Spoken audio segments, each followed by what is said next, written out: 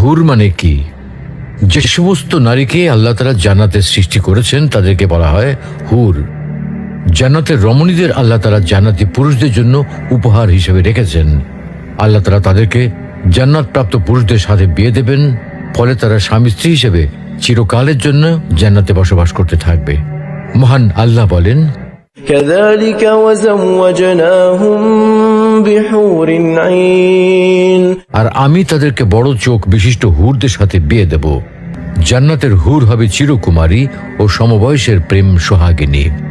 জান্নাতে একজন হুর যদি দুনিয়ায় একবার দৃষ্টি দিত, তাহলে আকাশ ও জমিনের মধ্যবর্তী স্থান সুবাসে ভরে যেত। পূর্ব পশ্চিম প্রান্তকে তথা সমগ্র পৃথিবীটাকে সুসজ্জিত করে দিত।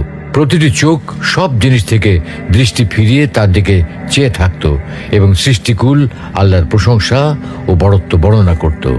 জান্নাতি পুরুষেরা যখনই তাদের